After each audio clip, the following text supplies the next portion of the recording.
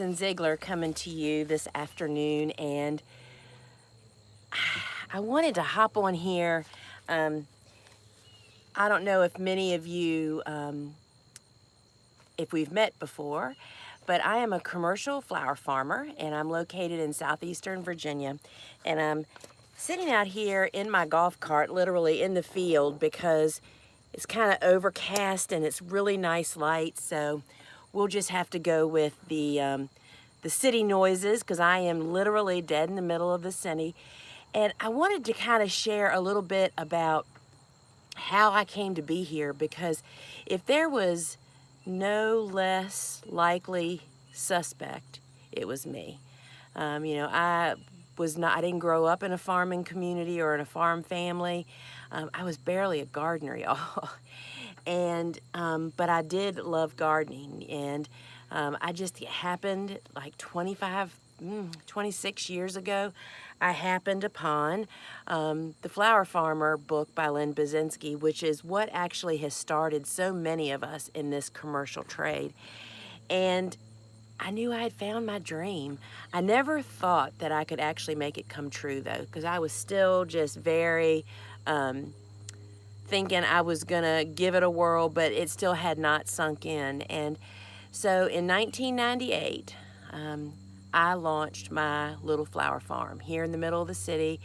My whole property was less than an acre and a quarter, and I just never dreamed that I'd be able to make it come true. And friends, here we are 23 years later, and I have had a very successful career as a commercial cut flower grower, went on to do other things as well as written books and teaching classes. And what has just really brought this story and a lot of it to the front of my thoughts today is Flower Farming School Online, which is an online course that I created and published 3 years ago, and it enrolls only once a year, and we're enrolling now.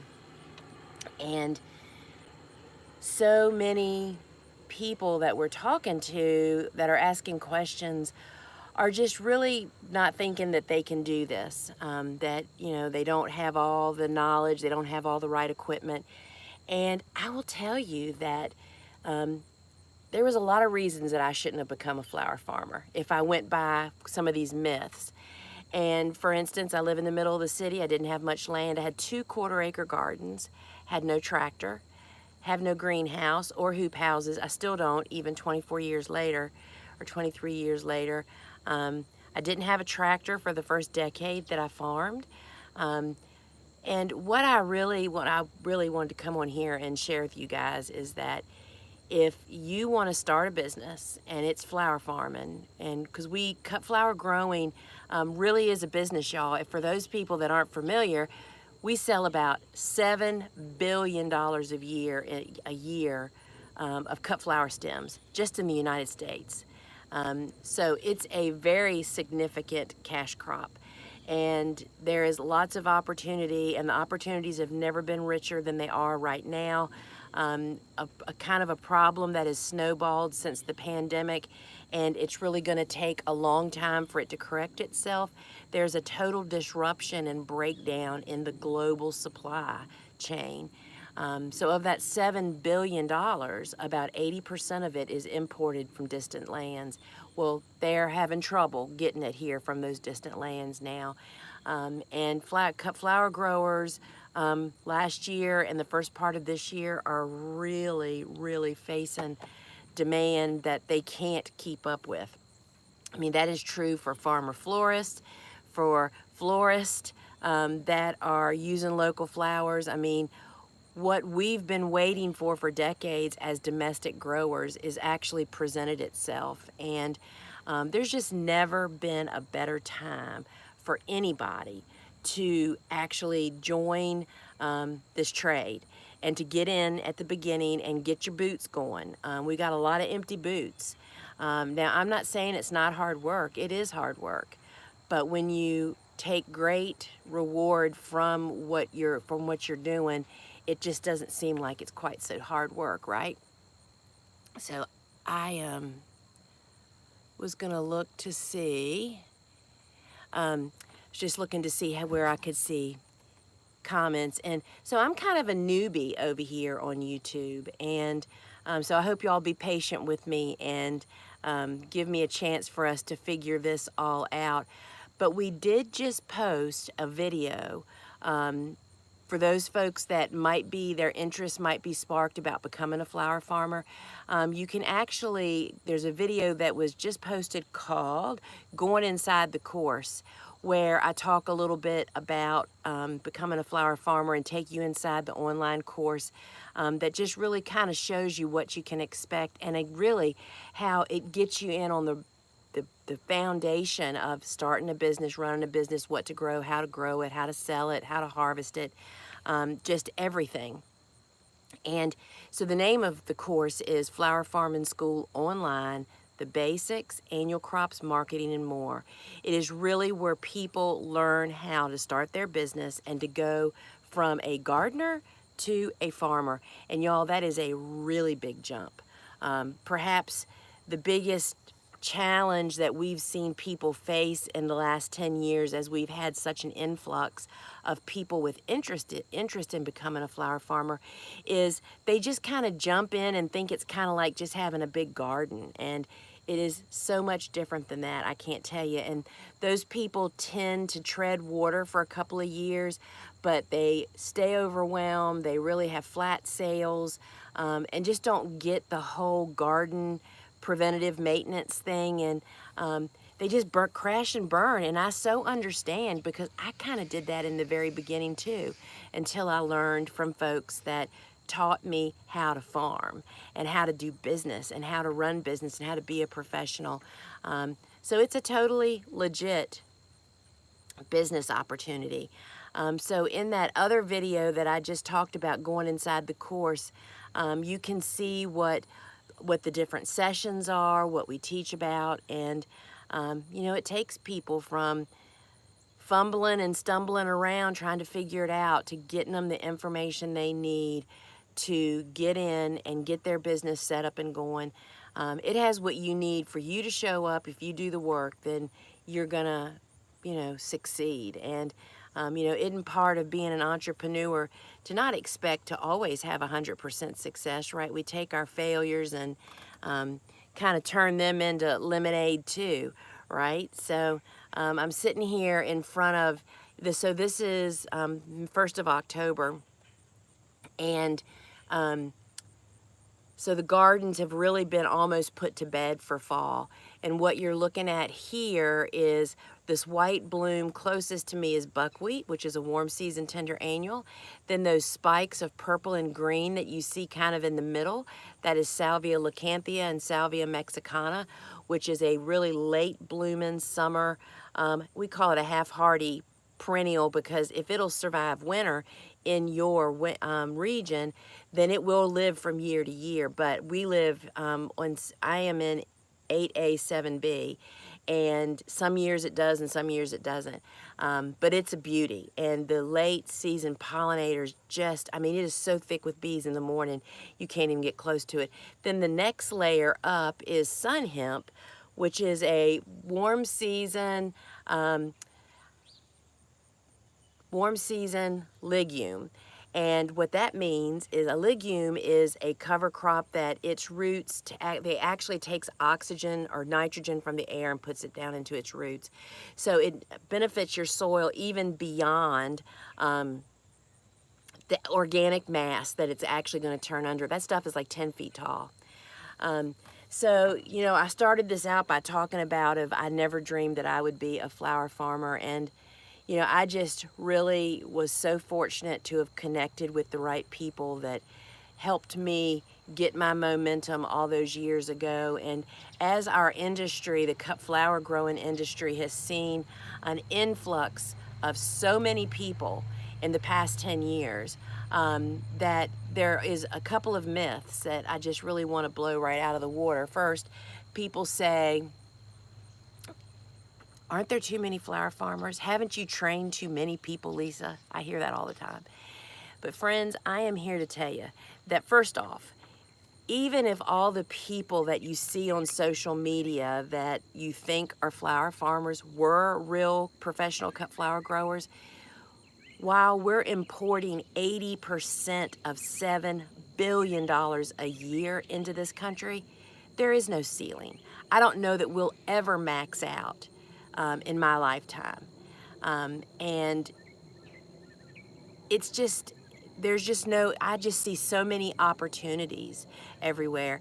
But here's the other thing I want to tell you. So there's what I call, very affectionately, I call a lot of folks dabblers.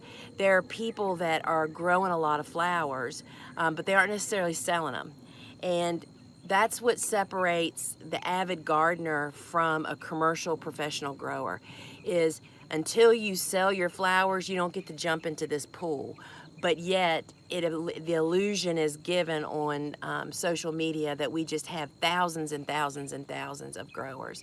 But in fact, if we took an audit of who is actually running a business and selling flowers weekly, and I think that people would be very surprised. So I don't want folks to get discouraged. There are room for professional cut flower growers. And, you know, we say it over and over that the rising tide lifts all boats. And that is true. That we are in a time now in the cut flower industry with the supply chain from global flowers has crippled, literally crippled a lot of florists, a lot of wholesalers, and there's a lot of really tired, frustrated people. So flower farmers really have their time. But folks, we have to make it easy for them to buy our flowers. We have to be professionals, and we have to be set up to go in there and show them that we can fix their problems.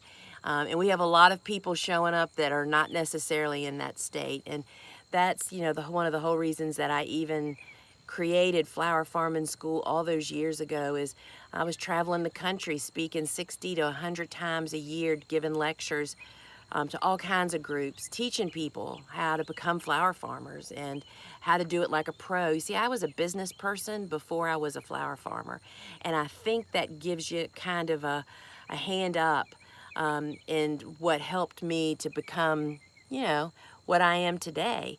And I think that because this business draws so many people in because they fall in love with the flower part, the growing part, the gardening part. Because here's the bottom line, for me, you know, I love the whole process of flower farming and gardening. I love the seed starting, I love the planting, I love the flowers in my garden. I love little plants in my garden. I love watching them grow. I love seeing the flowers in my garden. And then being a flower farmer meant that I could do that process over and over and over again. And that's what most gardeners are drawn to. They want to start seeds, they want to plant, they want to cut, they want to tend. Notice I'm not saying slave, y'all, because when you set your garden up like a commercial grower does, then you're not a slave to it. You control it, and you're in control of it. But that's what takes you from being a gardener to a commercial grower, is learning all this kind of stuff. And that's really what Flower Farming School is kind of all about. So I brought some papers out here with me, and I was gonna, I didn't bring the syllabus, but you can go to thegardenersworkshop.com and then just go to the online courses. And on my course page, there is a syllabus. It's typically only there during open enrollment, which we still have until midnight tonight. For enrollment, and you can see there's 6 weeks of sessions, and if you aren't familiar with online courses and how they work, you have lifetime unlimited access to all the sessions. It's just like owning a book, but instead of picking up your book, you literally log in on any device that has internet, and you go to your online library, and there your course is. You can re-watch the videos over and over again, and potentially the best part, the part of the online courses that I have found to be the most beneficial for me personally as a business person that takes classes, is I can go back 6 months from now and re-watch, and guess what, y'all? You glean so much information that you didn't even notice the first time because you were focused somewhere else in your business. The very same thing is true with this. I recommend to my students that each winter they sit down and just go through the class again. Just rewatch the videos, even if you speed watch them, and you can do that. The app that we use, and it comes with, there's a phone app where you can watch them on a desktop. You can speed them up. So you can still understand them while you're looking for what you might need something information about. But I just can't tell you how helpful I have found online courses to be for me, and we hear the very same thing from our students. My course first launched in 2018, so this is my 4th year of students. And what happens, we do have an online closed Facebook group that is optional, that students gather together and network and build community, and I'm in there as well, and that's during school. After school is over, which is it's 6 weeks long, but then we allow that group to stay in that Facebook group probably for about a month after that. But after that, everybody is automatically moved over to what is called my course's alumni group. And y'all, students from the past 4 years are in there, and I just can't tell you the support and community that develops there. There's people that are more seasoned than you, that are ahead of you, how people empower, answer questions for each other, and as well as I am dropping in on there. And that's one of the things we really take pride in our courses, is that we continue the instructor-student communication even beyond the active school class. So there's a lot I could talk to you guys about, but what I just really wanted to communicate, that anybody that wants to be can be a flower farmer. You just have to have a little speck of land to do it on. Doesn't matter if you don't have a tractor, you don't have a greenhouse, you don't have a flower cooler. Those are all things that you can surely goal build to aim for. But it's a real reality, and there's just no better time, and I just can't tell you what a great trade it is to be in. It is definitely very hard work. I decided, I loved the potential of staying home, being able to garden as my life's work, have my dog, and just be here. And I can tell you, in the middle of summer, sometimes when it's 95 degrees and the mosquitoes are circling my ankles, I might feel a little bit different about it, but overall, have not been happier in the past 23 years. And the opportunities and, a big part of my course is also about the business part of it, starting the business, getting a name, social media, just every bit and piece. So I encourage you to watch the other video that's called Going Inside the Course. I have a yellow shirt on because I did it earlier today. You can find it. And I have some great podcasts. There's a flower farming Mythbuster podcast that came out yesterday, and then I just released one today called That Reason Might Just Be Fear. For those folks that say, yeah, I really want to do that, but I can't but I can't. Procrastination most often is fed by our fears. And friends, we can kick fear to the curb. That's something we can deal with. We can handle that. So I encourage you, my podcast is Field and Garden, and you can check that out. The course you can find at thegardenersworkshop.com. We have 3 other courses that enrollment will be open later this month for Farmer Florist School. Then in November, Grow and Cut Flowers in Hoop and Greenhouses, as well as Florist School Online by Ellen Frost, which is all about how a designer can add locally grown products, how they can connect, niche market, and just really ramp up that part of a business that is a growing demand now. People want local flowers. They want flowers grown in their community by their community people. And Ellen's been doing that for 13 years very successfully. So check out thegardenersworkshop.com, and I highly recommend that you sign up for the wait list if they interest you, because that puts you on our email list to not only get the great resources that those instructors will offer, will email out to you from time to time, but we'll also alert you when enrollment opens, because each course is only open for 5 days a year to enroll, and then the class starts usually within a few weeks. And because our courses are so interactive with the instructors, we only offer them once a year. So friends, I hope this has encouraged or informed someone, and if not, you can go to my podcast. Facebook has a lot of great videos on it as well, and there's many here, right here on YouTube. So friends, I hope that I'll see you in school, and remember, registration closes at midnight, October 5th. And till we meet again, let's see what we've got here for, whoop, I'm trying to see messages. I'm not sorry, not messages, but comments. See, I haven't quite mastered this part yet.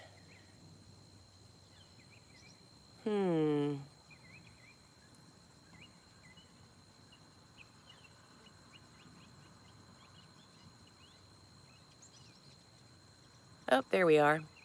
Oh, thank you. I see some of our students are on here. Southern tip of mainland Canada. Wow.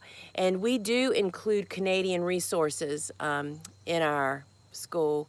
We got some Missouri folks here.